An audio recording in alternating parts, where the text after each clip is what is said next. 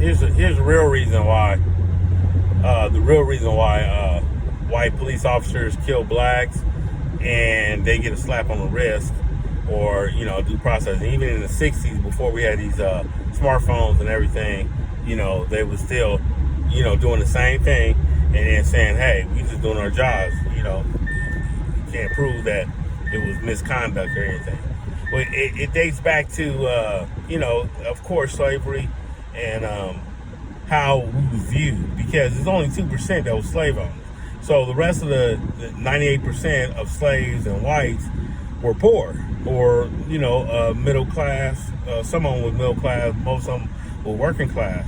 But the majority, it was only 10% that was middle class, so the majority was poor, and they're like, okay, what's to stop the poor whites from hooking up with the slaves and taking over the system? Because most of them, and this is the problem of every country. Every country is like, okay, it's only so few of the wealthy elites and so many of the poor, and they need it like that. They need the poor to be, they need it like that. So, because it's all about the pie.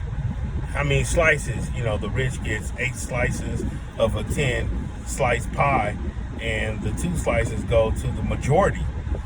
So a lot of majority get crumbs. So it's like, okay, well, let's promise the whites, because there was a revolt in the 1700s with indentured service whites and blacks, and the slaves.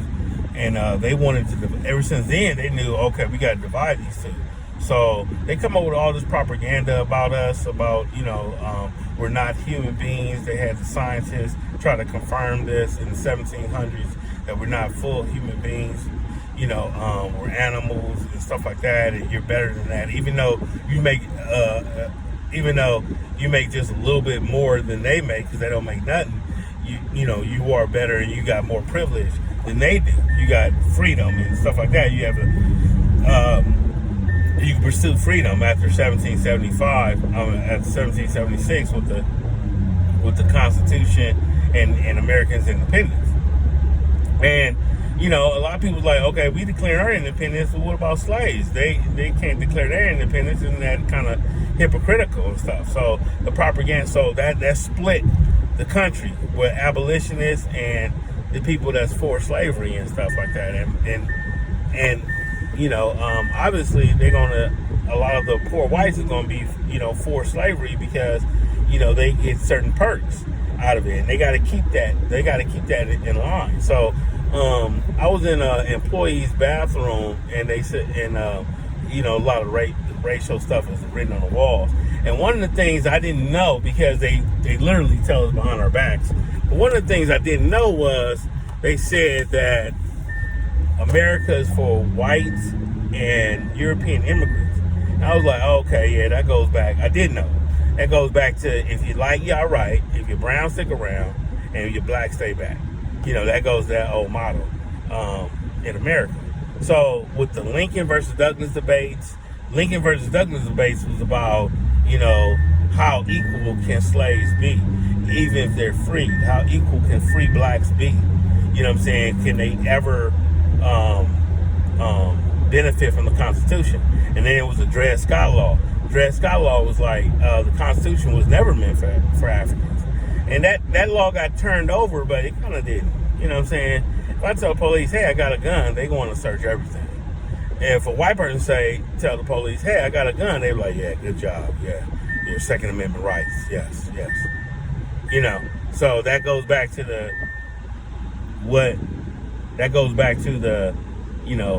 America is meant for whites and white immigrants. You know what I'm saying? And, when we was free, they declared us 3/5 of human beings. They started building, when we got free in 1863, they started building the prisons, and they put up the 13th Amendment, where slavery has been abolished except for the convicted felon. So now you get discriminated from jobs, you're stuck in ghettos, there's no work, crime is very few options, is one of the very few options you have, and then, excuse me, it's illegal to cough nowadays. And then after all that,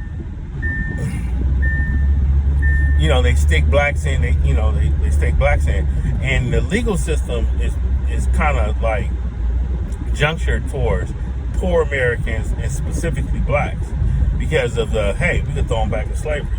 We freed them, well, we there's a clause where we can throw them back, and that's the prison system. But to keep them, for the police to go inside the communities where for the police to go inside inner city impoverished communities, that means that they can't afford bail, they can't afford a trial, and they can't afford they can't afford bail, and they can't afford a lawyer, and they don't think to go to trial for it because the system can't afford everyone going to trial. So it's important for them not to go to Beverly Hills because they can afford bail, they can afford a lawyer, and they can afford to go to trial. And the system can't afford that. The system can't afford more overpaying judges for going to trial, overpaying jury members, overpaying the calligrapher. I don't know how to pronounce that. The calligrapher, overpaying. They can't afford to have, trial after trial after trial. The system just can't afford it. They can't print that much money. The budget, they'll over-stigmatize, they'll overstress the budget, So that's why, because historically, what they say behind our backs, what they indoctrinate whites with, and I say like this, because a person is white doesn't mean they're racist. We all get indoctrinated. There's a lot of blacks that get indoctrinated to hate their hair, to hate the negative aspects of blacks, to hate a lot of stuff, about blacks. Just immigrants come to this country and they get indoctrinated with what to love and not to love about, what I'm saying? I mean, they get indoctrinated about black people. All type of immigrant Americans, they get indoctrinated. The media helps indoctrinate them, so, and now with social media, they got their own pages where they just have all this hate speech and stuff like that. Now, I'll give you an example of the hate speech I'm talking about. Like, they'll say, hey, 47% of crime is done by blacks. Okay, that's a honest statistic. But if you think about it, it's implying genocide. The more blacks you kill, the less crime is going to be in our great country of America. Besides, they wasn't even supposed to benefit from it anyway. It was supposed to be for whites and European immigrants.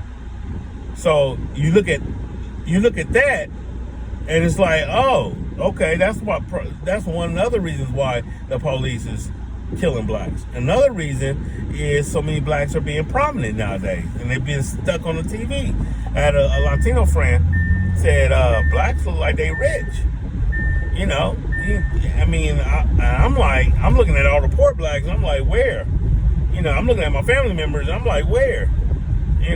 But they look on the TV every day, and they see nothing but blacks on the TV. So, and being rich and wealth is two different things. Wealthy is a mind state. The wealthy, they believe in multiple streams of passive income, or a large stream, multiple streams of passive income. That's wealth. That's going to last for 4 or 5 generations. As far as being rich, you can be rich for 20 years. You can be rich for 15 years. You can be rich for 5 years and then be broke. It's how you spend it. Your spending pattern. Are you spending it on to obtain more streams of income and then spend your money? Or are you spending just to spend it and not trying to focus on multiple streams of income? So it's a whole historical systematic oppression and racism in our judicial system, legal system. I guess it's the same thing. Real estate, going to the liquor store, business, banks. It's all this. And we can overcome it. Learn the system, learn the rules of the game, and you can overcome it. Overcome at least the financial part of it. But as far as the other side of it, they got real forces. They got real powerful forces like the media, like senators, like these secret organizations, you know, that sponsors and promotes these same so-called secret organizations. They sponsor both sides. They'll sponsor the Black Lives Matter movement, then turn around and sponsor the Ku Klux Klan. They'll sponsor both sides. If you don't believe in that, that's fine and stuff. But there's some outlet that's coming, and it's not just regular hillbillies from the mountains and stuff that's getting on the internet and promoting this and building up the websites and stuff like that. There's real forces. When George Zimmerman case, he automatically got 2, 3, maybe 400,000 to fight this case. I mean, you know, where did that money come from? Who donated this money to him and stuff like that? So, you know, there's real forces to maintain the division between whites and blacks. And because of blacks twice, we broke that division, sort of, kind of. And one was by jazz. Jazz, that was the first time, you know, whites and blacks could really come together and be like, oh, okay, they're lying to us, you know, in a way, in a sense, you know, or, hey, I respect your art so much, I'm gonna change my world views and stuff. And it was arguments about that, like, hey, they so lowbrow and ignorant, then how they come up with this? How they come up with that? Same thing. And then the second time was hip hop. After, you know, in hip hop in the 90s, the whole country was listening to hip hop.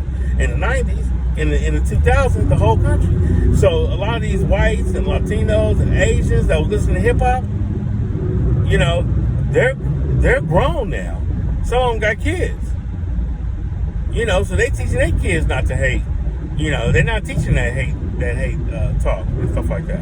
So, you know, that was twice where literally we got the country together. So is there solutions? Of course there's solutions. You know what I'm saying? Do you got to look deep within? Yes, you got to look deep within. But the real enemy is hatred. Hatred is literally designed to destroy you. Not the person you hate, the hater. Not to hate it. Hatred causes ulcers. Hatred causes stress. Stress causes strokes, heart attacks. This is the power of hate. It's literally designed to destroy you. So the invisible principalities, you know, they say we're in not a war of flesh and blood or skin color, but a war of a principality and spirituality. And, you know, hatred is a big form of that spirituality that will destroy you. You know, it will destroy you from within and stuff.